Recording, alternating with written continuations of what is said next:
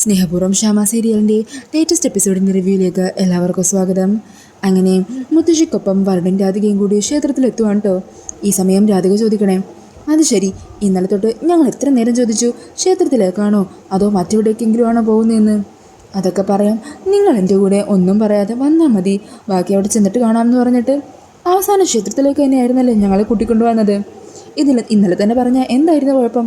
എന്തിനു ഞങ്ങളോടൊന്ന് മറച്ചു വെച്ചത്? അന്നേരം മുത്തശ്ശി ചിരിച്ചുകൊണ്ട് പറയണേ, ഹാ എൻ്റെ പിള്ളേരെ, നിങ്ങളെയും കൊണ്ട് എനിക്ക് പിന്നെ ഒരുമിച്ച് വരാൻ ഈ ക്ഷേത്രമല്ലാതെ മറ്റെവിടെയോ ഉള്ളത്? ശരി ശരി, എന്നാൽ വാ മുത്തശ്ശി, നമുക്കകത്തേക്ക് കയറാം, പ്രാർത്ഥിക്കാമല്ലോ. അന്നേരം മുത്തശ്ശി പറഞ്ഞേ, നിക്ക് അകത്തേക്ക് കയറാൻ സമയമായിട്ടില്ല, ഒരു 2-3 ആൾക്കാരും കൂടി വരാനുണ്ട്. അതാരാണിപ്പോൾ വേറെ ആൾക്കാർ? എനിക്ക് വളരെ വേണ്ടപ്പെട്ട ആൾക്കാരാ. അതാരാ മുത്തശ്ശിക്ക് ഞങ്ങളറിയാത്ത, ഞങ്ങളെക്കാളും വേണ്ടപ്പെട്ട ആൾക്കാർ അല്ലേ അധികേ? അതെ മുത്തശ്ശി, ആരാത്? അന്നേരം ജയഭാരതി അമ്മ ചിരിച്ചുകൊണ്ട് പറയണേ, എന്താണെങ്കിലും ഒരു 2 മിനിറ്റ് കാത്തു നിന്നാൽ പോരെ, അപ്പോൾ ആരാണെന്ന് നേരിട്ട് തന്നെ കാണാമല്ലോ.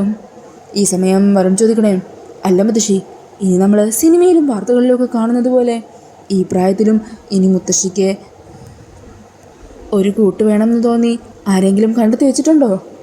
മുത്തശ്ശനെ വിവാഹം ചെയ്യുന്നതിന് മുമ്പ് കൂടെ പഠിച്ച അല്ലെങ്കിൽ മനസ്സിനിഷ്ടം തോന്നിയ ആരെങ്കിലും ഉണ്ടോ മുത്തശ്ശി?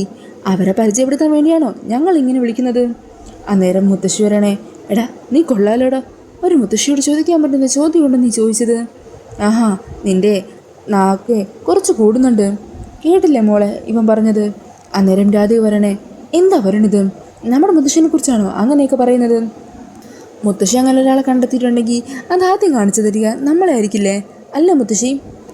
അന്നേരം മുത്തശ്ശി ചിരിച്ചുകൊണ്ട് പറയണേ, ബെസ്റ്റ്, നീ എന്നോട് ചോദിച്ചത് അതിനും വലിയ ചോദ്യമുള്ളോ? എന്താണെങ്കിലും ആൾ വരുമ്പോൾ കാണാമല്ലോ, അപ്പോൾ ആൾക്കാരോട് തന്നെ നേരിട്ട് നിങ്ങളുടെ സംശയങ്ങളെല്ലാം നിങ്ങൾ ചോദിക്കുക. അങ്ങനെ പറഞ്ഞ് മുത്തശ്ശി അവിടെ നിൽക്കുമായിരിക്കും. ഈ സമയത്തായിരിക്കും കേട്ടോ കാറിൽ സൂര്യൻ കൽപ്പന അവിടെ എത്തുന്നത്. അങ്ങനെ വണ്ടിയിൽ നിന്നിറങ്ങുന്ന സൂര്യനെയും കൽപ്പനയും കാണുന്നതും മനുണ്ണും രാധിക്കും മുത്തശ്ശി ഉദ്ദേശിച്ച ആരാണെന്ന് മനസ്സിലാകുവാണ്. അങ്ങനെ അവർ രണ്ടാളും പരസ്പരം മുഖത്തോട് മുഖം നോക്കുക. ഈ സമയം ജയഭാരതി അമ്മ ചോദിക്കണേ, കണ്ടില്ലേ ആരെയൊക്കെ ഞാൻ വിളിച്ചതെന്ന്? ഇനി എന്തെങ്കിലും ചോദിക്കാനുണ്ടെങ്കിൽ അവരോട് നേരിട്ടങ്ങ് ചോദിച്ചോ. അങ്ങനെ കൽപ്പന സൂര്യക്കൊപ്പം സന്തോഷത്തോടെ മുത്തശ്ശിയുടെയും രാധികയുടെ കരികിലേക്ക് എത്തുക. കുറേ നേരമായി നിങ്ങൾ വന്നിട്ട്? ഇല്ല ഏട്ടത്തി, ഞങ്ങളിതാ ഇപ്പോൾ വന്നേ ഉള്ളൂ. ഞങ്ങളിവിടെ എത്തിയപ്പോഴേക്കുവേ മുത്തശ്ശിയാണെങ്കിൽ ഞങ്ങളെ എങ്ങോട്ട് വരുന്നതെന്നും പോലും വിളിക്കാതെ കത്തിയോട്ട് കാര്യങ്ങളൊന്നും പറയാതെ കൂട്ടിക്കൊണ്ട് വന്നത്. ഇവിടെ എത്തിയപ്പോൾ അകത്തേക്ക് കയറാമെന്ന് പറഞ്ഞപ്പോൾ ഇനിയും വേണ്ടപ്പെട്ട 2-3 പേര് വരാനുണ്ടെന്ന്. അന്നേരം ജയഭാരതിയമ്മ പറയണേ, അതെ, എൻ്റെ 2-3 ബന്ധുക്കളും കൂടി വരാനുണ്ടെന്ന് പറഞ്ഞപ്പോൾ ഇവർ 2 പേരും കൂടി എന്നോടെന്താ ചോദിച്ചതെന്നറിയോ? മുത്തശ്ശി പഠിച്ചുകൊണ്ടിരുന്ന കാലത്ത് എനിക്കിഷ്ടം തോന്നി ആരെങ്കിലും ആണോ എന്ന് ചോദ്യം കേട്ടില്ലേ 2 കൽപ്പന മോളെ, നിൻ്റെ ഈ മാറ്റം സത്യം പറഞ്ഞാൽ ഒട്ടും പ്രതീക്ഷിക്കാതെ നേരത്തെ സംഭവിച്ച കാര്യമല്ലേ? എല്ലാവരും ഇപ്പോൾ ഒരു മനസ്സോടെ നിൽക്കുന്ന സമയത്ത് ഭഗവാന് മുമ്പിൽ എല്ലാവരെയും വിളിച്ചുകൊണ്ടുവന്ന് എൻ്റെ മക്കൾക്കൊപ്പം ഒരുമിച്ച് നിന്നൊന്ന് പ്രാർത്ഥിക്കണമെന്ന് തോന്നി. നിങ്ങൾക്ക് വേണ്ടി പ്രത്യേക പൂജകളും ഞാനിവിടെ പറഞ്ഞിട്ടുണ്ട്. എന്നാൽ പിന്നെ സമയം വൈകിക്കണ്ട, എല്ലാവരും വാ. അങ്ങനെ എല്ലാവരെയും കൂട്ടി പ്രാർത്ഥിക്കാനായിട്ട് നടയിൽ നിൽക്കുവാണ് കേട്ടോ മുത്തശ്ശി. അങ്ങനെ എല്ലാവരും ഭഗവാന് മുമ്പിൽ ഭക്തിയോടെ പ്രാർത്ഥിച്ചുകൊണ്ടിരിക്കുക. ഈ സമയം രാധിക മനസ്സിൽ പ്രാർത്ഥിക്കുക, ഭഗവാനെ, എല്ലാവരുടെയും മുമ്പിൽ ചിരിച്ച് കളിച്ച് ഞാൻ നിൽക്കുന്നുണ്ടെങ്കിലും എൻ്റെ മനസ്സിൽ ഏറ്റവും വലിയൊരു സങ്കടം ഞാൻ ചുമന്നുകൊണ്ട് നടക്കുന്നത് എൻ്റെ അമ്മക്ക് ഒരു ആപത്തും വരുത്തരുത്. എവിടെയുണ്ടെങ്കിലും അമ്മ സന്തോഷത്തോടെ ഒരു പ്രശ്നമില്ലാതെ ഇരിക്കണം. അമ്മ എവിടെയെങ്കിലും ജീവിച്ചിരിക്കുന്നുണ്ടോ എന്നുള്ള വാർത്ത അറിഞ്ഞാൽ മതി എനിക്ക്. അമ്മയെ ഒരിക്കലും എനിക്ക് കണ്ണ് നിറയെ കാണാനും പറ്റണം. ഭഗവാൻ അതിന് അനുഗ്രഹിക്കണം എന്നൊക്കെ പറഞ്ഞ് രാധിക നിറകണ്ണുകളോടെ പ്രാർത്ഥിക്കുവാണ്. അതിനുശേഷം തിരുമേനി വന്ന് കൽപ്പനയുടെ കയ്യിൽ പ്രസാദം കൊടുക്കുന്നുണ്ട്. ഈ സമയം കൽപ്പന സൂര്യയുടെ നെറ്റിയിലും അതുപോലെ മുത്തശ്ശിയുടെയും രാധികയുടെ വരണ്ട നെറ്റിയിലും ഒക്കെ പ്രസാദം ചാർത്തി കൊടുക്കുവാണ്. ഈ സമയം ജയഭാരതി അമ്മ പറയണേ, എന്നാൽ മക്കളെ വാ, നമുക്ക് അവിടെ പൂജാകർമ്മങ്ങളൊക്കെ ഒരുക്കി വെച്ചിട്ടുണ്ട്, നമുക്ക് അങ്ങോട്ടേക്ക് ചെല്ലാം. നിങ്ങൾക്ക് 2 വേണ്ടി പ്രത്യേക പൂജകളൊക്കെ ഞാൻ നേർന്നിട്ടുണ്ട്. അങ്ങനെ പറഞ്ഞ വരണ്ണേൻ്റെ രാധികയും അതുപോലെ കൽപ്പനയെയും സൂര്യനെയും കുട്ടിയും പൂജ നടക്കുന്ന സ്ഥലത്തേക്ക് പോകുവാണ് കേട്ടോ മുത്തശ്ശി. ഇതേ സമയം കാണിക്കുന്നത് മെൻ്റൽ ഹോസ്പിറ്റലാണ്. അവിടെ അമൃത കാലത്ത് തന്നെ എഴുന്നേറ്റ് വാഷ്റൂമിലൊക്കെ പോയി ഒന്ന് ഫ്രഷായിട്ട് പുറത്തേക്ക് വരുവാണ്. ഈ സമയത്തും ശ്യാമേണീക്കത്തത് കാണുമ്പോൾ ടെൻഷനിൽ അമൃത ഓടിച്ചെന്ന് ശ്യാമേനെ വിളിച്ചെണീപ്പിക്കുവാണ്. അന്നേരം ശ്യാമക്കാണെങ്കിൽ വല്ലാത്ത തലക്കൊരു പെരിപ്പും അസ്വസ്ഥതയൊക്കെ തോന്നുന്നുണ്ട് കേട്ടോ. ശ്യാമ തലയിൽ പിടിച്ചുകൊണ്ട് പറയണേ, ഏട്ടത്തി, എനിക്ക് കണ്ണ് തുറക്കാൻ പറ്റുന്നില്ല, കണ്ണിൽ വല്ലാതെ ഇരുട്ട് കയറുന്നത് പോലെ തോന്നുക, തലക്കാകെ ഒരു ഭാരം പോലെ. ശ്യാമേ, വെള്ളം വേണോ നിനക്ക്? ഏട്ടത്തി കുറച്ച് വെള്ളം വേണം. അങ്ങനെ അമൃത വേഗം തന്നെ ഓടിപ്പോയി ജഗ്ഗിൽ നിന്ന് കുറച്ച് വെള്ളം എടുത്ത് അത് ശ്യാമേനെ കൊണ്ട് കുടിപ്പിക്കാൻ ശ്രമിക്കുവാണ്. ഏട്ടത്തി എനിക്ക് കണ്ണുകളൊന്നും തുറക്കാൻ പറ്റുന്നില്ല.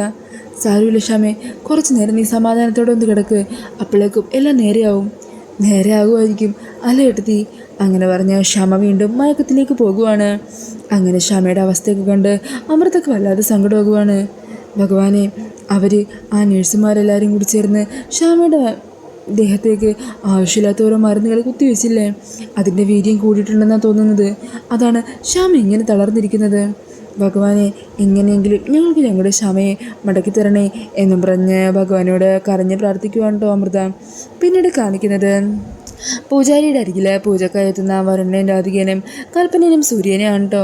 അവരിങ്ങനെ പൂജാരിയുടെ ഇരുവശത്തുമായിട്ട് രണ്ടുപേരും കപ്പിൾസായിട്ട് തന്നെ ഇരിക്കുന്നുണ്ട്. അങ്ങനെ ഈ സമയം പൂജാരി അവർക്ക് രണ്ടുപേർക്കും ഉണ്ണിക്കണ്ണൻ്റെ ഒരു ചെറിയൊരു പ്രതിഷ്ഠ താലത്തിൽ വെച്ച് കൊടുക്കുന്നുണ്ട്. എന്നിട്ട് രണ്ടുപേരോടും ഉണ്ണിക്കണ്ണന് പ്രസാദം ചേർത്താൻ പറയുവാണ്. രണ്ടുപേരും അങ്ങനെ പ്രസാദം എടുത്ത് ഉണ്ണിക്കണ്ണൻ്റെ നെറ്റിയിൽ ചാർത്തി കൊടുക്കുവാണ്. അതിനുശേഷം പൂജാരി പറയണേ, ഉണ്ണിക്കണ്ണനെ പോലെ നല്ല ചൈതന്യവും നല്ല സ്വഭാവവും നന്മയൊക്കെയുള്ള 2 പേരക്കുട്ടികളെ കിട്ടണമെന്നാണ് മുത്തശ്ശിയുടെ ആഗ്രഹം എന്നാണെങ്കിലും നടക്കട്ടെ. അതിനു വേണ്ടിയിട്ട് നിങ്ങൾ രണ്ടാളും മനസ്സിൽ പ്രാർത്ഥിച്ചോളൂ. അങ്ങനെ അവർ രണ്ടുപേരും ആ ഒരു വിഗ്രഹം ചേർത്ത് പിടിച്ച് പ്രാർത്ഥിക്കുവാണ്. അതിനുശേഷം പൂജാരി രണ്ടുപേരോടും അവരുടെ ഭർത്താക്കന്മാർക്കൊപ്പം ചേർന്ന് ആ ഉണ്ണിക്കണ്ണൻ്റെ വിഗ്രഹവുമായിട്ട് ഇതിനു ചുറ്റും വലം വെക്കുവാൻ പറയാം കേട്ടോ. അങ്ങനെ അവർ രണ്ടുപേരും വലം വെച്ച് പൂജയെല്ലാം ഭംഗിയായിട്ട് തന്നെ പൂർത്തിയാക്കുവാണ്. ഈ സമയം തിരുമേനി പറയുന്നുണ്ട്, എന്താണെങ്കിലും പൂജയിലൊക്കെ ശുഭലക്ഷണമാണ് കാണാൻ സാധിച്ചത്. അധികം വൈകാതെ തന്നെ മുത്തശ്ശിയുടെ ആഗ്രഹം സാധിച്ചു കൊടുക്കാൻ നിങ്ങളെക്കൊണ്ട് പറ്റുമെന്നാണ് തോന്നുന്നത്. എന്താണെങ്കിലും എല്ലാ അനുഗ്രഹങ്ങളും ഉണ്ടാകട്ടെ. അങ്ങനെ പറഞ്ഞ് തിരുമേനിയും അവിടെ നിന്നും പോകുന്നുണ്ട്. പിന്നീട് രാധികയും കൽപ്പനയും കൂടി നേരെ പൂജയൊക്കെ കഴിഞ്ഞ് മുത്തശ്ശിയുടെ അരികിലേക്ക് ചെന്ന് ആ വിഗ്രഹം വരുണിൻ്റെയും സൂര്യയുടെയും കയ്യിൽ ഏൽപ്പിക്കുവാണ്. എന്നിട്ട് മുത്തശ്ശിയുടെ കാൽക്കൽ വീണ് അനുഗ്രഹമൊക്കെ വാങ്ങിക്കുവാണ്. രണ്ടുപേരും നന്നായിട്ട് വരും. നിങ്ങൾ രണ്ടുപേരും എന്നും ഒന്നിച്ച് നിൽക്കണം. ചേട്ടനും അനിയനും അതുപോലെ ചേട്ടത്തി അനിയത്തിയും രണ്ടുപേരും ഒന്നിച്ച് നിൽക്കണം. നമ്മുടെ ഇനിയുള്ള ബലം നിങ്ങളിലൂടെയാണ്. നിങ്ങൾ ഒന്നിച്ച് നിന്ന് കഴിഞ്ഞാൽ പിന്നെ ഒരു പ്രശ്നവും നമുക്ക് നേരിടേണ്ടി വരില്ല എന്നൊക്കെ പറഞ്ഞ് രാധികയ്ക്കും കൽപ്പനയ്ക്കും ഒക്കെ നല്ല നല്ല ഉപദേശങ്ങളൊക്കെ കൊടുക്കുവാണ് മുത്തശ്ശി. പിന്നീട് കാണിക്കുന്നത് തീർത്ഥയാത്രയൊക്കെ കഴിഞ്ഞ് കണിമംഗലത്ത് തിരിച്ചെത്തുന്ന പരമേശ്വരനെയും പത്മിനിയെയുമാണ്. അങ്ങനെ അവർ ഓട്ടോക്കാരനെ പറഞ്ഞു വിട്ട് അകത്തേക്ക് കയറാൻ നിൽക്കുവാണ്. ഈ സമയം പത്മിനി പറയുന്നുണ്ട്, ഇത്രയും ദിവസം മനസ്സിലാകെ സമാധാനം ഉണ്ടായിരുന്നു, വല്ലാത്തൊരാശ്വാസമായിരുന്നു. എന്നാലിപ്പോൾ തിരിച്ച് ഇങ്ങോട്ടേക്കല്ലേ കയറുന്നത്. ഇനി എന്തൊക്കെയാണോ കാണേണ്ടിയും കേൾക്കേണ്ടിയും വരുന്നത്. അന്നേരം പരമേശ്വരൻ പറയണേ, എന്താണെങ്കിലും ഇത്രയും ദിവസം നമ്മൾ തീർത്ഥയാത്രയൊക്കെ നടത്തി ഭഗവാന് മുമ്പിലിരുന്ന് പ്രാർത്ഥിക്കുകയും ദാനിക്കുകയൊക്കെ ചെയ്ത് വല്ലാത്തൊരു മനസ്സുഖത്തിലായിരുന്നില്ലേ. നമുക്ക് എന്തും നേരിടാടോ. ഇപ്പം നമ്മൾ അനുഭവിക്കുന്നതിനേക്കാളും വലിയ പ്രശ്നങ്ങളൊന്നും ഇനി വരാനില്ലല്ലോ. അങ്ങനെ പറഞ്ഞ പത്മിനിനെയും കൂട്ടി അകത്തേക്ക് കയറുവാണ്. ഈ സമയം ഉർവശിയാണെങ്കിൽ ഒരു വിശറി കൊണ്ട് വീശിക്കൊണ്ട് ഹോളിൽ തന്നെ ഇരിക്കുന്നുണ്ടാവും. അങ്ങനെ അകത്തേക്ക് കയറിയ പത്മിനി ഉർവശി എന്നും പറഞ്ഞ് വിളിക്കുക. അവരെ കാണുന്നതും ഉർവശി ചോദിക്കണേ, ആ എത്തിയോ? ഞാൻ കരുതി നിങ്ങൾ അതുവഴി അങ്ങ് പോയിന്ന്, ഇനി ഇങ്ങോട്ടേക്ക് തിരിച്ചു വരില്ലെന്ന് കരുതി. അന്നേരം പത്മിനി ചോദിക്കുന്നുണ്ട്, എന്ത് പറ്റി ഉർവശി, ഞങ്ങളിങ്ങോട്ട് തിരിച്ചു വന്നതിൽ നിനക്ക് വല്ല ബുദ്ധിമുട്ടുണ്ടോ? ഏയ് എനിക്കെന്ത് ബുദ്ധിമുട്ട്, ഞാൻ പറഞ്ഞു എന്നേ ഉള്ളൂ. പിന്നെ നിങ്ങൾ അറിഞ്ഞിട്ടുണ്ടാകുമെന്നറിയാം, എന്നാലും ഞാനൊന്ന് സൂചിപ്പിച്ചെന്നേ ഉള്ളൂ. അമ്മ ഇവിടെ നിന്ന് പോയി വരുണിൻ്റെ രാധികയുടെ അരികിലേക്കാണ് പോയത്. അല്ലെങ്കിൽ തന്നെ അമ്മക്ക് പ്രത്യേകിച്ച് കുഴപ്പമൊന്നും ഉണ്ടായിട്ടല്ല പോയത്. അവർ പോയപ്പോൾ മുതലേ അമ്മയുടെ മനസ്സിവിടെ അല്ലായിരുന്നല്ലോ. അമ്മക്കും അവരുടെ ഒപ്പം പോകണം. അതിനുവേണ്ടി ഓരോ കാരണം ഉണ്ടാക്കി എന്നെയുമായിട്ട് വഴക്കിട്ട് പോയിരിക്കുവാണ്. ഈ സമയം പത്മിനി ചോദിക്കുന്നുണ്ട്, അല്ല ഉർവശി, നിന്റെ മുഖത്തൊക്കെ എന്താ പൊള്ളച്ചിരിക്കുന്നുണ്ടല്ലോ. ഈ സമയം ഉർവശി പറഞ്ഞേ, ഓ അതോ ചൂടുകാലമല്ലേ, ചൂടിൻ്റെ വല്ലതുമായിരിക്കും. എന്തോ ചെറുതായിട്ട് മുഖത്തൊക്കെ വീർത്തിരിക്കുന്നുണ്ട്, ഞാനും ശ്രദ്ധിച്ചായിരുന്നു. ഈ സമയം പരമേശ്വരൻ പറയണേ, കണ്ടിട്ട് ചിക്കൻ ബോക്സ് പോലെ ഉണ്ടല്ലോ. അതെ, നിങ്ങൾ എന്തിനാ ഇപ്പോൾ തിരിച്ചു വന്നത്? എന്നെ ഇങ്ങനെ ഓരോന്നൊക്കെ പറഞ്ഞ് പേടിപ്പിക്കാനാണോ? എനിക്ക് അങ്ങനത്തെ ഒരു അസുഖമില്ല എന്നും പറഞ്ഞ് ദേഷ്യത്തിൽ ഉർവശി റൂമിലേക്ക് കയറി പോകുന്നുണ്ട്. പിന്നീട് കാണിക്കുന്നത് ഫുഡ് ഡെലിവറിക്ക് വേണ്ടി മ്യൂസിക് സ്റ്റുഡിയോയിലെത്തുന്ന രാധികേനെയാണ് കേട്ടോ.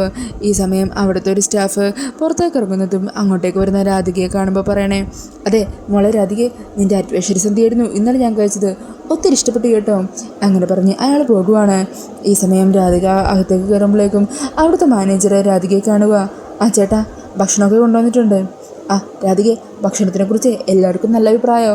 നാളെ മുതൽ കുറച്ചുകൂടി അധികം വേണ്ടി വരും കേട്ടോ. അതിനെന്താ, എനിക്കതിൽ സന്തോഷം മാത്രമേ ഉള്ളൂ. അങ്ങനെ പറഞ്ഞ് രാധിക പോകാൻ നിൽക്കുമ്പോഴായിരിക്കും കേട്ടോ അവിടുത്തെ ഒരു സ്റ്റാഫ് വന്ന് മാനേജറിനോട് ദേഷ്യപ്പെടുന്നത്. അതെ, എന്തായി? അതെ, പണം മുടക്കിയാൽ നമ്മൾ ഷൂട്ട് ചെയ്തുകൊണ്ടിരിക്കുമല്ലേ, അപ്പോൾ ആളെ കിട്ടിയില്ലെങ്കിൽ വല്ലാത്ത ബുദ്ധിമുട്ടാകും കേട്ടോ.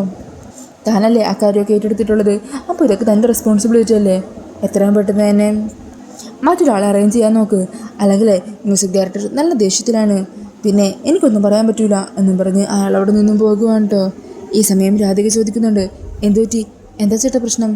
ഓ, അതൊന്നും പറയണ്ട, എല്ലാ ദിവസവും കോറസ് പാടുന്ന ഒരു പെൺകുട്ടിയുണ്ട്, ആ കുട്ടി ഇന്ന് വന്നില്ല.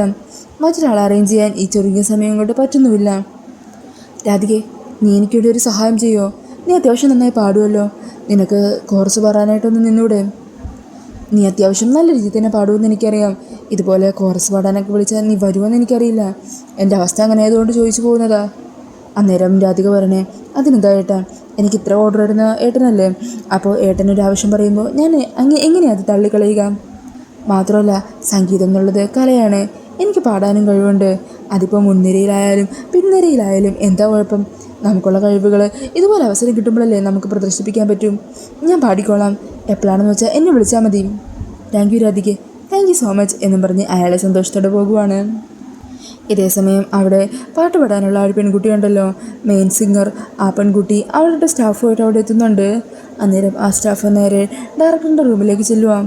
സാർ, മാഡം എത്തിയിട്ടുണ്ട്. ഇന്ന് 11 മണിക്കത്തെ ഫ്ലൈറ്റ്, മാഡത്തിന് മറ്റൊരു പ്രോഗ്രാമിന് പോകാനുണ്ട്. പെട്ടെന്ന് കാര്യങ്ങളൊക്കെ കഴിയുമായിരുന്നെങ്കിൽ ഞങ്ങൾക്ക് കുറച്ച് എളുപ്പമായിരുന്നു. അതിനെന്താ, ഇവിടെ എല്ലാം റെഡിയാണ്. എന്നാൽ പിന്നെ മാഡത്തിനെ വിളിച്ചോളൂ, മാഡം വന്നൊന്ന് പാടി നോക്കട്ടെ. അങ്ങനെ ആ ഗായികനെ അരികിലേക്ക് ഈ കാര്യം പറയാനായിട്ട് ആ സ്റ്റാഫ് ചെല്ലുന്നുണ്ട്. ഇതേസമയം അവിടെ സ്റ്റുഡിയോയിലാണെങ്കിൽ കോറസ് പാടുന്ന 3-4 പേരോടൊപ്പം രാധികയിൽ നിന്ന് കോറസിൻ്റെ പോർഷനൊക്കെ പാടിക്കൊണ്ടിരിക്കുവാണ് കേട്ടോ. അങ്ങനെ ആ പാട്ടൊക്കെ കേട്ട് ആസ്വദിച്ചിരിക്കുന്ന മ്യൂസിക് ഡയറക്ടറെ കാണിച്ചുകൊണ്ടാണ് എപ്പിസോഡ് തീരുന്നത്. പിന്നീട് നാളത്തെ എപ്പിസോഡിൻ്റെ പ്രൊമോയിൽ കാണിക്കുന്നത് ഒരു പാടാമെന്ന ഗായികയുണ്ടല്ലോ, ഗായിക ഡയറക്ടറിൻ്റെ കയ്യിൽ നിന്നും പാടാനുള്ള സോങ്ങിൻ്റെ പേപ്പേഴ്സൊക്കെ വാങ്ങുവാണ്. എന്നിട്ട് അതിലുള്ള പോലെ പാടാനായിട്ട് ശ്രമിക്കുവാണ് കേട്ടോ. എന്നാൽ ആ കുട്ടി മര്യാദയ്ക്ക് പാട്ടൊന്നും പാടുന്നില്ല. ഈ സമയം ആ കുട്ടി പറയണേണ്, അതെ, നിങ്ങളുടെ ഈ പാട്ടുണ്ടല്ലോ, അതിനെന്തോ ഒരു കുഴപ്പമുണ്ട്, പാടുമ്പോൾ ഒരു പോസിറ്റീവ് വൈബ് കിട്ടുന്നില്ല. അന്നേരം ഡയറക്ടറാണെങ്കിൽ അത് ആ കുട്ടിയുടെ കുറ്റമാണെന്ന് പറയുവാണ്. അത് കേൾക്കുന്നതും ആ പെണ്ണാണെങ്കിൽ ഇപ്പിണങ്ങി, എന്നെക്കൊണ്ട് ഈ പാട്ടൊന്നും പാടാൻ പറ്റില്ല എന്നും പറഞ്ഞ് അവിടെ നിന്നും പോകുന്നുണ്ട് കേട്ടോ. ഈ സമയം അവരാണെങ്കിൽ ആകെ ഭ്രാന്ത് പിടിച്ച് നിൽക്കുക. ഇനിയിപ്പോൾ എന്തു ചെയ്യും? ഇന്നത്തെ റെക്കോർഡിങ് മാറ്റി വെക്കാനും പറ്റില്ല, ആകെ വല്ലാത്ത പ്രശ്നത്തിലായല്ലോ. ഈ സമയത്തായിരിക്കും കേട്ടോ രാധികയുടെ കാര്യം അവിടെയുള്ള ആ മാനേജർ അവരോട് സൂചിപ്പിക്കുന്നത്.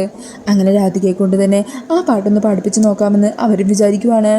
അങ്ങനെ രാധികയോട് അതൊന്ന് പാടി നോക്കാൻ പറയുവാണ് കേട്ടോ. അങ്ങനെ രാധിക രണ്ടും കൽപ്പിച്ച് വളരെ മനോഹരമായിട്ട് തന്നെ ആ പാട്ട് പാടുവാണ്. അത് കേട്ട് എല്ലാവർക്കും ഒത്തിരി ഇഷ്ടപ്പെടുന്നുണ്ട് കേട്ടോ. മ്യൂസിക് ഡയറക്ടറിനും രാധികയുടെ പാട്ടിൽ ഒത്തിരിയധികം ഇമ്പ്രസ് ആകുവാണ്. അങ്ങനെ ആ സിനിമയിൽ പാടാനുള്ള ആ ഒരവസരം രാധികയ്ക്ക് തന്നെ കിട്ടുവാണ് കേട്ടോ. അങ്ങനെ ഒരു പ്രൊമോയാണ് കാണിക്കുന്നത്. അപ്പോൾ ഈ ഒരു റിവ്യൂ ഇഷ്ടമായിട്ടുണ്ടെങ്കിൽ മറക്കാതെ വീഡിയോ ഒന്ന് ലൈക്ക് ചെയ്യണേ. ഇതുപോലുള്ള കൂടുതൽ റിവ്യൂസിനായിട്ട് ഈ ചാനൽ ഒന്ന് സബ്സ്ക്രൈബ് ചെയ്തും കൂടി സപ്പോർട്ട് ചെയ്യണേ. താങ്ക്